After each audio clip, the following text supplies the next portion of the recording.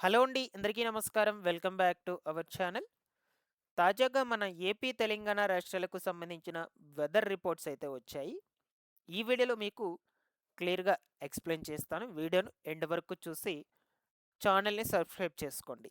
రీసెంట్‌గా బంగాళాఖాతంలో ఏర్పడినటువంటి తుఫాను ప్రభావంతో మన ఆంధ్రప్రదేశ్ రాష్ట్రంలో దక్షిణ కోస్తాంధ్ర జిల్లాలు అనగా చెన్నైకి ఆనుకొని ఉన్నటువంటి ప్రాంతాలు ఏవైతే ఉన్నాయో, ఈ సూళ్ళూరుపేట కావచ్చు, తడ అండ్ అలాగే నాయుడుపేట, గూడూరు, నెల్లూరు చుట్టుపక్కల పరిసర ప్రాంతాలు, తిరుపతి డిస్ట్రిక్ట్ మొత్తం కూడా, ఈ వెంకటగిరి, రాపూరు, పొదలకూరు ఓకేనా? ఈ ప్రాంతాల దగ్గర ఎడతెరపి లేకుండా వర్షాలయ్యేటువంటివి పడ్డాయన్నమాట.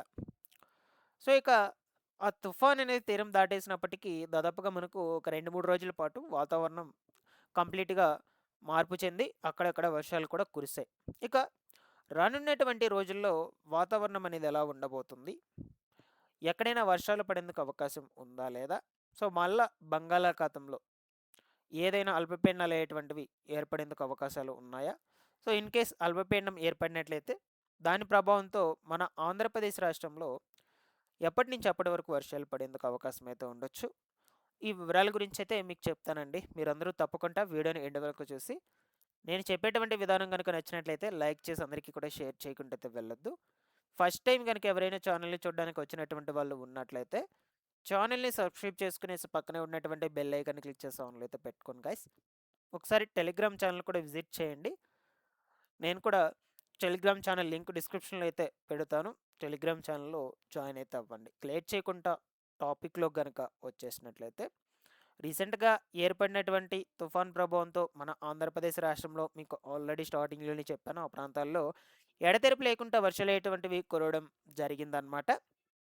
ఇక ప్రస్తుతానికి గనుక చూసినట్లయితే వాతావరణం ఎలా ఉంది అనే విషయం గురించి ఈ కనిపిస్తున్నటువంటి శాటిలైట్ ఇమేజ్‌లో మీరు చూడొచ్చనమాట. సో, మీరు ఇక్కడ చూసినట్లయితే ఇది ఈ రోజుకి సంబంధించినటువంటి వెదర్ రిపోర్ట్ ఇమేజ్ అనమాట. సో, ఆల్మోస్ట్ ఆల్ చెన్నైకి కొంచెం దూరం మేరలో చిన్నగా అల్పపీడనం అనేది ఒకటి ఏర్పడడం జరిగింది. ఇక్కడ చూడొచ్చు శ్రీలంక ప్రాంత సమీపంలో కూడా. ఇది మొత్తం కూడా ఒకటే అనమాట. సో, ఇంతకుముందు వచ్చినటువంటి తుఫాను, దిత్వా తుఫాన్ ఏదైతే ఉందో అది కూడా మనకు ఈ యొక్క శ్రీలంక, పుదుచ్చేరి ప్రాంతాల మధ్యలో ఏర్పడి రావడం అయితే జరిగింది కాబట్టి, సో, ఆల్మోస్ట్ ఆల్ ఇది కూడా అదే ప్లేస్‌లో అయితే ఏర్పడుతూ ఉంది. ఓకేనా? బట్ దీని ఎఫెక్ట్ అయితే మనకు ఉండదు.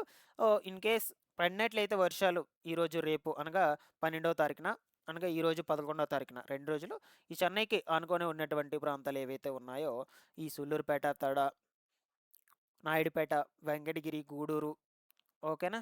నెక్స్ట్ వచ్చేసి ఈ యొక్క నెల్లూరు చుట్టుపక్కల పరిసర ప్రాంతాలు, తిరుపతి జిల్లా చుట్టుపక్కల పరిసర ప్రాంతాల్లో వీటిలో అక్కడక్కడ వర్షాలయ్యేటువంటివి పడేందుకు ఛాన్స్ అయితే ఉండొచ్చు. అది కూడా అంత ఎఫెక్ట్ కాదండి. లైట్ రెయిన్ అయితే నమోదవ్వడం జరుగుతుంది. సో, ఇక క్లైమేట్ వచ్చేసి మనకు అక్కడక్కడ మబ్బులతో కంపబడి ఓకేనా చల్లదనంతో అయితే ఉంటుంది. ఇక సాయంత్రం అయ్యే టైంకి మనకు మంచు అనేది ఎక్కువగా కురవడం జరుగుతుందనమాట. సో, ఉష్ణోగ్రతలు అయ్యేటువంటివి కొంచెం తక్కువగానే నమోదవుతూ ఉన్నాయి. నైట్ అయ్యే టయానికి. అందువల్ల మంచు తీవ్రత అనేది ఎక్కువగా ఉండడం జరుగుతుంది. ఇక ఈరోజు, రేపు తెలంగాణ రాష్ట్రంలో ఎక్కడ కూడా వర్షాలు ఎటువంటి పడవు. అది కూడా చెప్తున్నాను మీకు తెలంగాణ రాష్ట్రం గురించి కూడా. ఓకేనా? ఫైనల్‌గా వచ్చేసి మీకు లేటెస్ట్‌గా రిపోర్ట్స్ అనేటువంటివి చెప్పాను. ఈరోజు, రేపు ఎక్కడెక్కడ వర్షాలు పడితే వాతావరణం ఎలా ఉంటుంది అనే వివరాలు గురించి. మాక్సిమం పడితే ఈ దక్షిణ కోస్తాంధ్ర జిల్లాల్లో అక్కడక్కడే పడతాయండి. మిగతా ప్రాంతాల్లో అయితే పడవు. కంప్లీట్‌గా ఎండ అనేటువంటిదైతే వస్తుంది. కొన్ని కొన్ని ప్రాంతాల్లో చల్లదనంగా అయితే ఉండడం జరుగుతుంది. సో, ఇకపోతే మరొక అల్పపీడనం అయితే బంగాళాఖాతంలో ఏర్పడుతుందండి. సో, ఇది వచ్చేసి మనకు ఆల్మోస్ట్ ఆల్ 17, 18 తారీఖులకి ఇక్కడ చూడొచ్చు. ఈ రిపోర్ట్ వచ్చేసి మనకు 18థ్ తారీఖుకి సంబంధించినటువంటి వెదర్ రిపోర్ట్ ఇమేజ్ అనమాట. అప్పటికి ఇక్కడ ఏర్పడడం జరుగుతుంది. సో, ఇది కొంచెం కొంచెంగా ఆల్రెడీ ఆల్మోస్ట్ ఆల్ ఇక్కడ చెన్నైకి, పుదుచ్చేరికి, తమిళనాడుకి దగ్గరగైతే రావడం జరిగిందనమాట.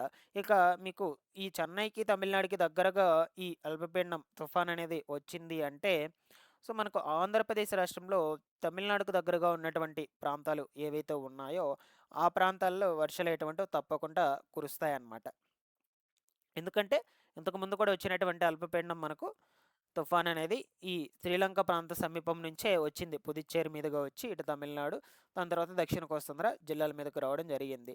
సో, ఇది కూడా ఈ దిశగా వస్తే ఎక్కువగా అత్యధిక వర్షపాతం అయితే నమోదవుతుంది ఈ ప్రాంతాలన్నిటికీ కూడా. చెన్నైకి ఆనుకున్నటువంటి ప్రాంతాలన్నిటికీ. లేదు అనుకుంటే ఇది ఇలా వెళ్ళిపోతే అరేబియా సముద్రంలోకి వెళ్ళి కలిసిపోతే మనకు వర్షాలు అయ్యేటువంటివి అంతగా పడవన్నమాట. కేవలం ఇలా వస్తేనే వర్షాలు అయ్యేటువంటివి పడతాయి. ఆల్మోస్ట్ ఆల్ దీని ప్రభావంతో పడితే ఒక 2 రోజులు, ఒక రోజు పాటు వర్షాలు అయ్యేటువంటివి ఈ నెల 18, 19, 20 ఆ తారీఖుల్లో. ఓకేనా.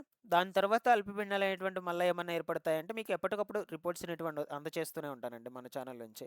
మీరు రెగ్యులర్గా పెట్టేటువంటి వీడియోస్ని ఫాలో అప్ చేస్తానండి ఛానల్ని సబ్స్క్రైబ్ చేసుకునేసి.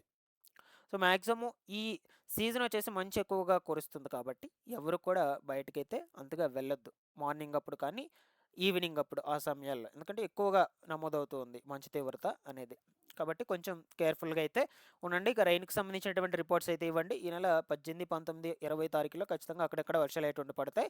ఈ ఉత్తర కోస్తాంధ్ర ప్రాంతాలకు ఎక్కడ కూడా లేవు. ఉంటే ఈ దక్షిణ కోస్తాంధ్ర జిల్లాలకు తిరుపతి డిస్టిక్, నెల్లూరు డిస్టిక్ మాత్రమే ఎఫెక్ట్ అయితే ఉండొచ్చు అంతే. బట్ ముందు ముందు రోజుల్లో మీకు ఇన్ఫార్మ్ అయితే చేస్తూ ఉంటాను గైస్. ఛానల్ని సబ్స్క్రైబ్ చేసుకునేసి రెగ్యులర్గా పెట్టేటువంటి వీడియోస్ని ఫాలో అప్ చేస్తున్నాను. Thanks for watching this one.